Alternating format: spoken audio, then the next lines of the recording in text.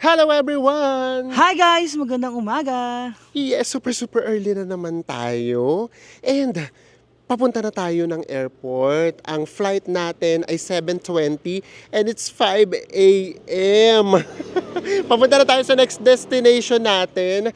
Pero bago yun, syempre, gagawin natin tong vlog na to para masagot na lahat ng tanong ninyo from vlog 1 hanggang vlog 4. Kung safe ba dito, magkano ba nagastos natin, and then ano ba yung layover na sinasabi namin na lalabas ba sa immigration or papasok pa. Meron ba ritong racist incident na nangyari sa amin? So lahat ng yan, sasagutin natin mamaya. But for now, ang priority natin, makapunta ng airport. Yung bus going to the airport, ano oras pa? Guys, ano pa? 5:58 pa and 6 o'clock. Oo, so para iwas stress, magta-taxi na lang tayo kasi wala talaga tayong choice kesa maiwan tayo ng flight natin. Although, nakapag online check-in na tayo, pero feeling ko parang mahigpit dito sa Korea or sa South Korea kasi nakapag online check-in tayo pero hindi tayo binigyan ng boarding pass. Ang nakalagay doon, kailangan pa rin natin kunin yung boarding pass natin sa mismong counter or siguro sa kiosk nila. So, ayan. So, maghintay na tayo ng taxi and then sabihin namin sa inyo kung magkano. Siguro naman mga nasa 10 minutes lang siya. Kaya mura lang siguro yung babayaran natin. Kaya guys, doon sa atin sa Manila, kapag ganong oras yung flight natin, umaalis kami sa amin before 12 midnight. Tapos, doon na tayo sa airport nagpapalipas. So, total meron naman tayong lounge. So, doon na kami nagpapaumaga. Kasi ang hirap din sumakay sa amin papunta ng airport. Ang hirap din maghanap ng Grab. So, ito ngayon ang situation natin. And surprisingly, hindi masyadong malamig. Or baka nga kasi, naka-puffer jacket ulit kami. Charot! Nire-ready na natin yung sarili natin para kapag ka nag-winter tayo, di ba? Masanay na tayo. So, ayan. Waiting lang tayo ng taxi. Ito talaga yung pinakaayaw namin na oras na na flight kasi puyat, 'di ba? Tapos ang hirap pang sumakay. Guys, ito na, nakahanap na tayo ng taxi. Automatic ba 'to? Hindi. Okay, tara na. Okay, go. Tara na. Let's go to the airport. So meron pa naman tayo natira sa Wow Pass natin. Kaya Wow Pass ang ibabayad natin. And after 5 minutes, gano'n lang siya Ang bilis! Ang bilis kasi nga kapag kabus, ang dami kasing iniikutan dahil nga maraming bus stop. And ang binayaran lang natin ay 4,800 won in pesos guys, 202. yes. So, ibig sabihin, kung tatlo kayo, mas makakatipid kayo kung magta-taxi. Kasi ang binayaran namin sa taxi, 1,650 isa. So, kung tatlo kayo, that's 4,950. Oh, nakatipid pa kayo ng 150 won. So, kung tatlo kayo, mag-taxi na lang pala kayo, guys. Mas tipid siya. So, ngayon, tara na. Nakapag-online check-in na tayo. Pero ayan, nakapila na sila. Kailangan pa rin natin mag-check-in sa counter. Ang flight pala natin ay 7:55. And now, it's 5:15 pa lang. Ang haba na ng pila. Kasi nga kahit nakapag-online check-in na, kailangan pa rin pumili. Check-in muna tayo. And nakapasok na tayo, guys. Hanap lang tayo ng pwesto natin. Kung saan tayo pwedeng magtsikahan. Dito na lang. So guys, this is it. So hinaan lang natin kasi medyo tahimik. Nakamike naman tayo. So simulan na natin. Meron akong kode ko dito. Simulan natin sa pagbubuk ng ticket. Paano ba kami nagbook ng ticket? Mas mura kasi kapag ka-separate yung ticket. For example, ginawa namin Cebu Pacific kami ng Manila, Hong Kong round trip. And then, nag-book naman kami, tumingin kami, mura yung Hong Kong Express naman na Hong Kong to Jeju. So kayo, ganun din yung gawin ninyo kung gusto niyo talaga makatipid. Now, sa pagbubuk, isipin niyo munang mabuti, ilang araw ba dapat yung itagal ninyo sa Jeju. So kung talagang Jeju yung gusto ninyong puntahan, i-priority niyo muna yung Jeju na flight. Ang advice namin ay 5 days and 4 nights ang i-book ninyo kapag ka sa Jeju. Mamaya na namin sa inyo explain kung bakit dapat 5 days and 4 nights lang carry na. So ang gawin ninyo, mag-book kayo ng mga 8 days ng Hong Kong or Singapore pa yan or kahit saan man.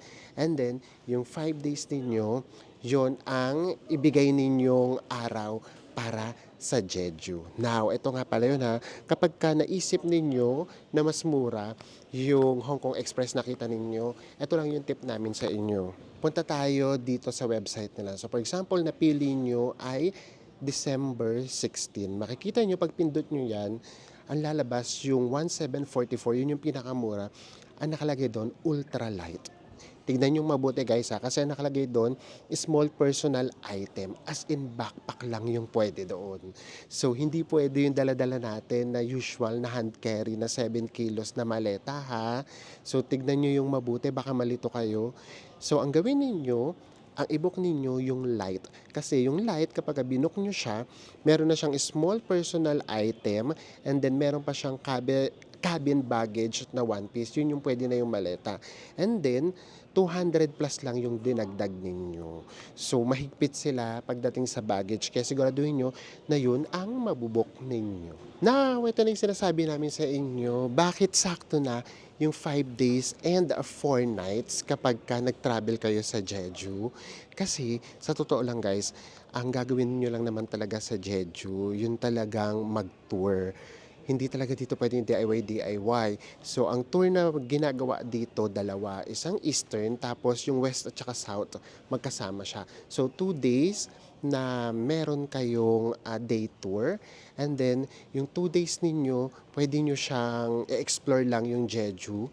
Yung Jeju City mismo, shopping kayo, kahit ano pwede din yung gawin. So, yun yung importante, yung 2 days lang na yon. And then, kapag ka nag-book kayo ng Hong Kong Express, usually, ang dapat ninyong kunin yung Tuesday to Saturday. Kasi yung Tuesday to Saturday, carry na yon. Dahil, ang tour dito sa Jeju, meron siyang specific na araw. For example, yung Eastern Tour, available lang siya, halimbawa lang ha, ng Thursday. Alternate sila. So, Thursday lang siya. Tapos yung West at saka South Tour naman, available naman siya ng Friday.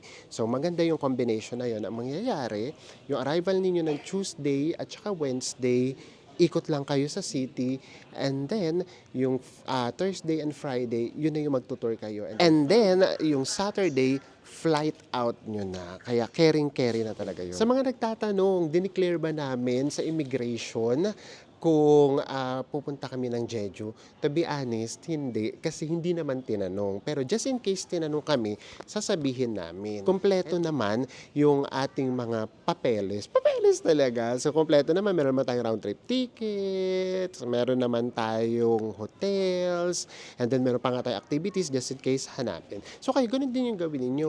Make sure na nakabook kayo ng hotels. Make sure na meron kayong round trip ticket. So, para kapag tinanong kayo kung saan kayo pupunta, masasagot ninyo at hindi kayo kakabahan na timing lang kami, na swerte lang kami na hindi kami natanong, pero baka kasi matanong kayo, kaya sabihin nyo yung totoo. Eto ngayon yung napili namin na flight, kaya kami nagkaroon ng layover. Kasi ayaw na namin from Hong Kong, pupunta pa ng city, tapos tsaka na naman pupunta ulit ng Jeju. So magpapabalik-balik pa, kaya binook namin na flight na going to Hong Kong gabi, and then yung flight naman natin going to Jeju maaga. So kaya tayo nagkaroon ng 8 hours layover. Now, lalabas ba ng airport or hindi? Eto ha, based lang to sa experience namin. Kay yung ticket namin, same airline kay hindi, case-to-case basis talaga. Kaya kami, bago kami lumabas ng immigration, mauuna naman kasi yung transfer desk. Sa transfer desk muna kami nagtatanong. Meron na airport na pumapayag na hindi ka nalalabas ng immigration. Meron din naman na kailangan mo talaga munang lumabas ng immigration. Kahit same airlines pa yan. Now, kapag ka naman, as in isang booking lang yung ginawa mo, ayan, pakiramdam ko, diretso ka na talaga sa boarding gate. Kasi isa na lang ata na boarding gate or boarding pass yung ibibigay sa'yo. So, hindi pa namin yun na-experience. So, basta sa case lang namin, kahit pareho yung airlines, minsan pinapalabas kami. Minsan naman hindi. Kahit magkaiba yung airlines, minsan pinapayagan kami sa loob, minsan hindi. Kaya kami nakaugalian namin na magtanong. So, example na lang halimbawa, yung papunta kami ng Maldives, parehong airline siya, AirAsia, may layover din tayo. Tapos, hindi yun isang ticket guys ha, dalawang ticket siya, magkaibang bookings. Pinayagan kami na hindi na lumabas ng immigration. So, ganun siya. So, diretso na kami sa boarding gate. Kaya just to make sure lang, ganun na lang din yung gawin niyo. Magtanong na lang talaga kayo transfer desk para sure na sure talaga kayo. Ano ba yung requirements to enter Jeju? Wale! Kasi nga, visa free tayo. Again, walang requirements para hindi na kayo maguluhan. Just in case, baka kasi magtanong pa ulit kayo. So, para lang alam nyo na kaagad. Huwag na kayong kabahan. As in, wala talagang requirements kasi visa free tayo. Ang kailangan nyo lang talaga ay yung arrival card na ibibigay naman sa eroplano pa lang, fill outan nyo na siya. So, yun lang talaga yung kailangan. At syempre, just in case, baka hanapan nga kayo, yung return ticket pa nga rin. Going to, for example, pabalik ng Hong Kong o pabalik ng Singapore, ganyan. Kailangan pa din yun. And then, yung hotel, para just in case nga, lahat yan hanapin. Pero kami, papasok dito, hindi kami hinanapan. O, again, baka maguluhan kayo ha. Kailangan ba ng travel agency para makapunta rito or kailangan nyo bang mag-tour package? The answer is no. Hindi. Kami naka-DIY lang kami. Kung gusto nyo talagang mag-agency, go for it. Pero kayang-kaya siyang i-DIY. Kasi pagdating naman talaga dito, ano naman meron naman kayong tour na gagawin. Yun, hindi kayo dun mamamasahe. Kumbaga, organized tour na rin siya. So again, walang requirements at all. Upon arrival, lahat naman ng kailangan nyo, nandoon din naman paglabas ninyo. Meron dong SIM card, meron dong palitan ng pera, ganyan. So kami, nag-book na kami ng eSIM online. Pero kayo, kung gusto nyo mag-book ng online, go. Kung gusto nyo doon mismo bumili, go din, wala ding problema. And then, nandoon na din yung Wow Pass. Nakakatuwa yung Wow Pass dito, guys, sana machine. Pwede na rin doon mag-withdraw, and then pwede na din doon magpapalit mismo ng cash. For example, $100 yung ipapasok mo. Tapos, ang gusto mo lang i-load sa Wow Pass, $50. Yung $50 na equivalent na yun to won, pwede mo siyang withdrawin. Ganun siya. So, mangyayari, half-half. Yung $50 na equivalent ng won, nandoon na siya sa Wow Pass nyo. And then, yung $50 na equivalent naman na won, mawi-withdraw siya para meron kayong pera. Now, bakit hindi daw nag-work yung aming Wow Pass sa unang sakay namin sa bus? Kasi guys, meron kasi doon nakalagay na Wow Pass. Pagbukas ninyo ng inyong app, meron doong Wow Pass, tapos sa ibaba, meron namang T-Money.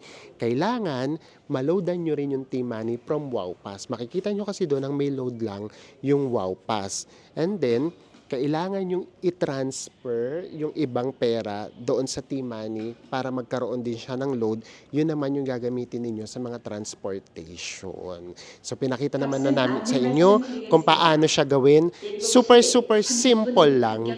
That time kasi hindi lang talaga namin alam. Pero ayan, meron na kayong guide kung paano siya ililipat. Kung from Wow Pass, magta-transfer kayo ng pera sa T-Money, super simple lang. And then, kung may matitira, carry lang kasi pwede nyo siyang withdraw. Alam nyo guys, halos wala talaga kaming cash na dala.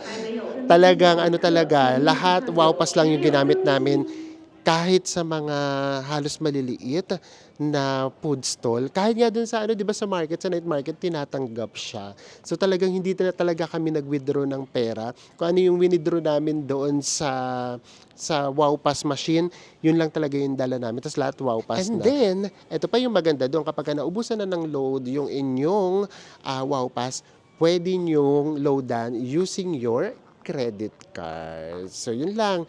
Madali lang siya pero ang ina-accept lang sa nakita namin ay JCB at saka Mastercard. Wala kaming Visa na nakita. So super simple lang siya. Now, kung wala naman kayong debit card or credit cards na available, pwede naman kayo mag-top up sa mga machine. Pero syempre, mas ano pa yun, mas matrabaho pa, mas maganda talaga na direct. Kung may charge naman guys, as in super affordable naman, caring na. Talagang for our convenience, carry na yun. Now, pagdating sa bus, medyo nakakalito talaga yung bus dito. Meron kasing city bus. Yung city bus, kahit super lapit lang ng hotel natin, medyo matagal kasi umiikot talaga siya. Tapos ang daming stop. So, and then ngayon, nakita nyo naman papunta dito, nag-taxi tayo. So, makakatipid kayo kung tatlo kayo, mag-taxi na lang kayo. Pero kung solo kayo or dalawa kayo, kung medyo talagang gusto nyo magtipid, pwede naman kayong mag-bus. And then, kahit yung taxi, tumatanggap din siya ng, kung meron na kayong T-Money, guys, na card ha, no need na kayong bumili ng Wow Pass na card. Caring-carry na yung T-Money na card. Kasi meron ding T-Money na card eh. So kung meron na kayo nun, galing na kayo halimbawa sa South Korea na mainland, pwede nyo na yung gamitin dito. Guys, basta pagdating sa transportation, medyo mahirap siya. Kaya hindi talaga advisable yung mga DIY na tour. Alam nyo naman ha, sa amin na to nang galing ha, kami ang hilig namin mag-DIY, pero ito talaga, hindi talaga siya uubra. Kasi it's either malalayo yung mga lugar, tapos yung kung gusto nyo talagang gawin yung buong tour, malalayo din yung pagitan. So may hirapan kayo kapag ka nag-DIY kayo, minsan merong bus na every 1 hour, 1.5 hour, ganyan yung mga pagitan niya. So ito na yung mga questions ninyo. Number 1 question ay budget. Magkano ba talaga dapat yung budget? Ito guys, computation lang namin to ha. Sa amin lang to. At saka dumiretso lang tayo na Jeju. So for example, yung flight namin Manila-Hong Kong na round trip, nakuha namin siya ng piso fare which is 3.5.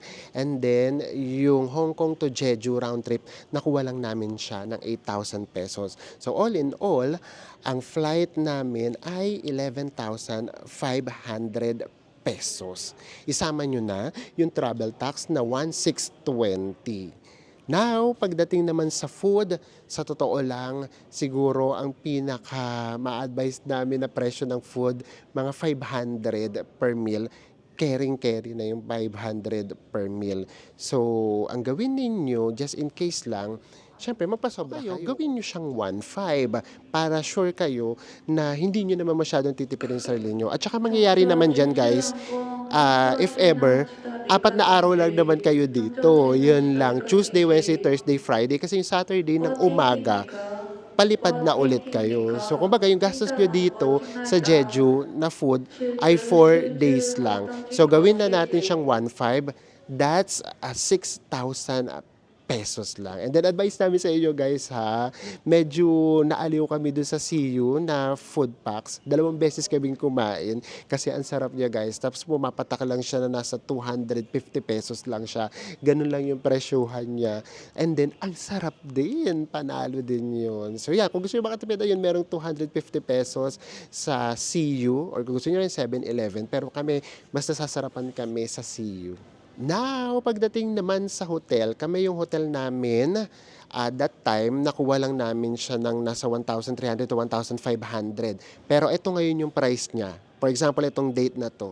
Ayan, December 2. Ito yung date niya. Ito lang, yung presyo niya, 1,300. So, ang gawin na lang natin, kasi syempre, baka medyo mas gusto nyo, mas okay na hotel. So, gawin natin ang budget nyo sa hotel per day ay 2,000 pesos. So kung 4 nights kayo dito mag-i-stay, that's 8,000 pesos lang. So i-divide nyo yan sa 2, 4,000 pesos each lang kayo pagdating sa hotel. Now, ito na yung mga activities kung magbubook kayo online. Yung Eastern at saka yung South at saka West, nasa 2,800 pesos siya. So, ang gawin na lang natin, para hindi tayo mahirapan mag-compute, gawin natin siyang 5,600 100. And then yung transportation nga, yung from airport going to the city or sa hotel ninyo, tapos yung from your hotel going dito, gawin na natin siyang 500 pesos para hindi tayo masyadong mahirapan.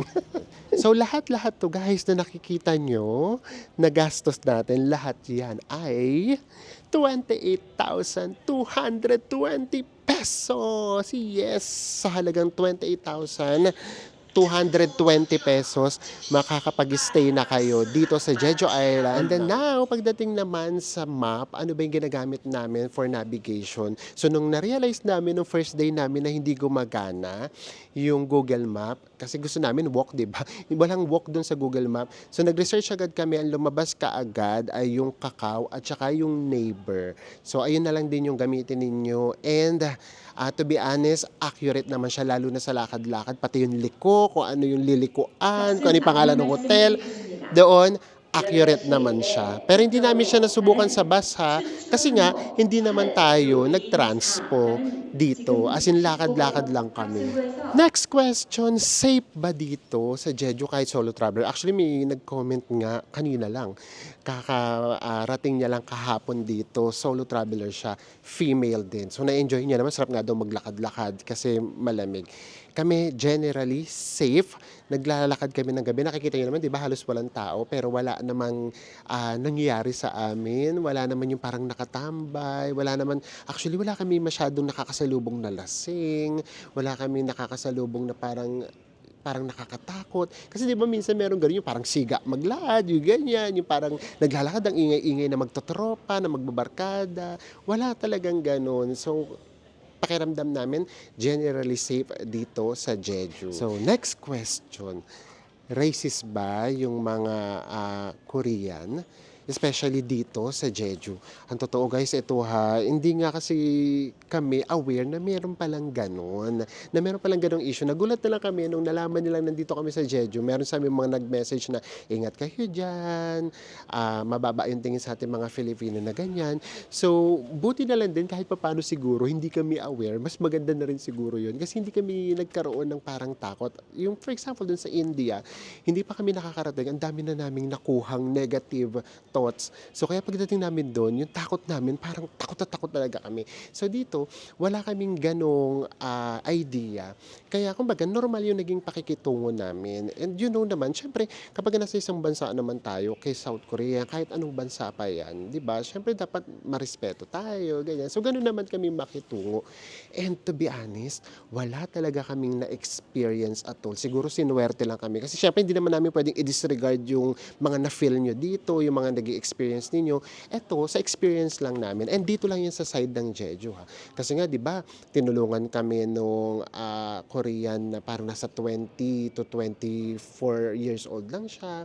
Tapos, ang bait din nung sa hotel, hindi pa check-in, early check-in kami, kahit sinabi namin magbabayad kami, hindi na kami pinagbayad. Tapos, yung tour guide namin, mabait din. So, wala kaming naisip na nagmaldita pa sa amin. So baka nga sinuwerte lang kami. So kayo comment down below, ano ba yung mga naging experience ninyo sa South Korea and saan mismong part para mabigyan din natin ng babala. Babala talaga. Mabigyan natin ng payo yung mga kababayan natin na pupunta pala ng South Korea. Pero dito sa Jeju, wala kaming na-experience. So guys, ito na, kung meron lang kaming naging pagkakamali, yun lang hindi namin naayos yung schedule namin kasi nga gusto namin na mag-DIY para ipakita sa inyo kung pwede o hindi. Kaya hindi natin nagawa yung South at saka West. Kasi ang gusto namin yung East, magiging day tour siya na guided tour. Tapos gusto namin yung South at saka West, i-DIY natin. But unfortunately, nung nakita namin na mahirap pala siyang i-DIY nung nandito na kami, hindi na kami makapag-book kaagad ng tour kasi kinabukasan na siya, hindi na kaagad siya available. Kaya kami, advice namin, kung pupunta rin lang kayo dito sa Jeju, i-book nyo na pareho yung tour na yon. Kasi para hindi rin naman sayang pagpunta niyo rito. Although kami talaga nung nakikita talaga namin yun, kaya priority namin yung Eastern kasi yun talaga yung gusto namin puntahan. Kasi yung Eastern kasi meron siyang culture, meron siyang tradition, tapos meron siyang nature.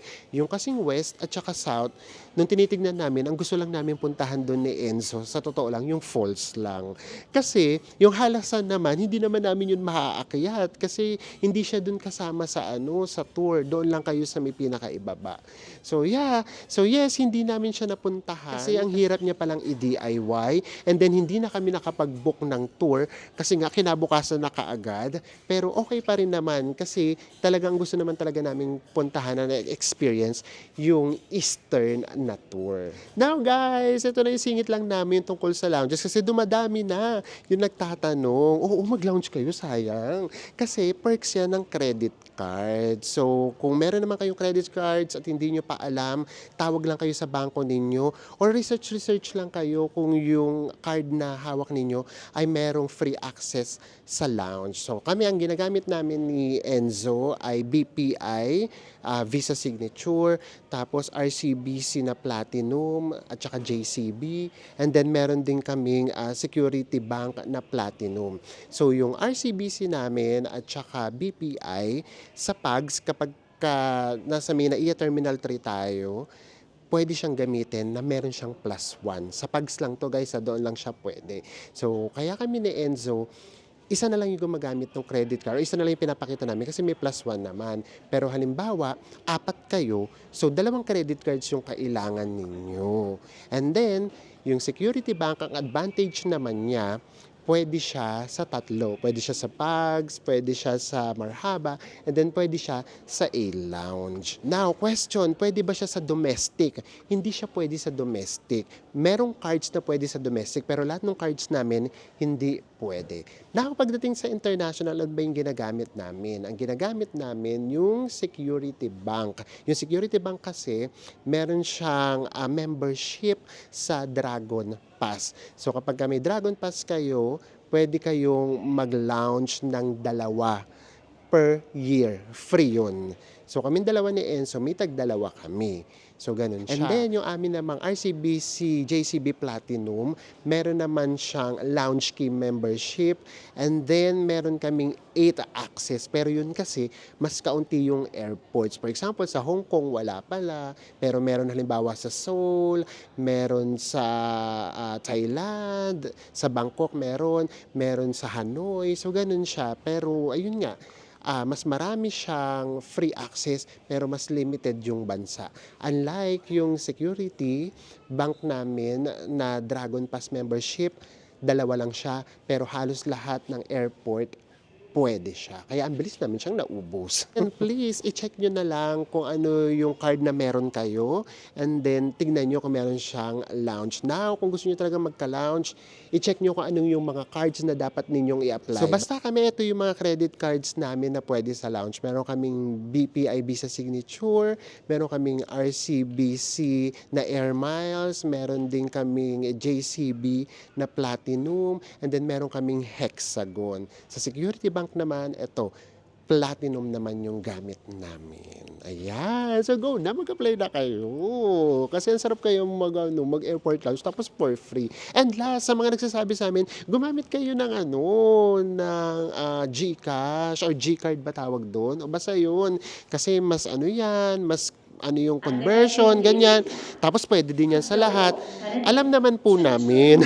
Kaya lang po kasi, kaya ginagamit namin credit cards kasi nagkukolekt kami ng points dahil marami kaming nakukuhang perks sa credit cards. For example, meron kaming cashback, tapos minsan merong mga promos, minsan merong GC. So kaya kami nag-iipon ng points. Kung meron mang difference, halimbawa, na kaunti kapag ginagamit namin yung credit cards, carry na din. Kasi bawing-bawi naman kami sa points, bawing-bawi naman kami sa perks, bawing-bawi kami sa cashback, rewards, at saka sa GC. So, ayan yun. Guys, saktong-sakto mukhang tinatawag na kami. So, ayan. Parang pakiramdam ko naman lahat na ng information na sabi na namin and then lahat ng questions na paulit-ulit doon sa comment section, nasagot na rin namin. Pero baka lang may nakalimutan pa kami, okay lang i-comment down below nyo lang. Or kung talagang emergency, paalis na talaga kayo, mag-message lang kayo sa Instagram at saka sa Facebook para masagot agad namin kayo. Kasi minsan yung comment section natin, natatabunan siya. So sana po na-enjoy nyo po lahat ng nailabas natin na Jeju vlogs kahit na medyo nabitin kayo kasi hindi natin nagawa yung South at saka West na tour dahil sa pagkakamali namin. Patawarin nyo na ulit kami. Pero na-enjoy namin and worth it talaga siya. Don't worry guys kasi dito kami babawi sa next destination natin. Obviously naman alam nyo na mag-Hong Kong tayo. So yung gagawin natin sa Hong Kong, yung mga first time namin na mapupuntahan. Ilang beses na pala tayo nakakapag-Hong Kong, dami pa pala naming hindi napupuntahan. So mix yung gagawin natin, yung mga gusto naming puntahan, yung mga hindi masyadong napupuntahan ng mga tourist, at syempre sisingitan natin ang mga pinupuntahan ng mga tourist din para naman doon sa mga totoong magbabakasyon. Kaya samahan nyo lang kami lagi at magkita-kita ulit tayo sa mga susunod pa nating travel vlogs. Bye everyone! Mwah.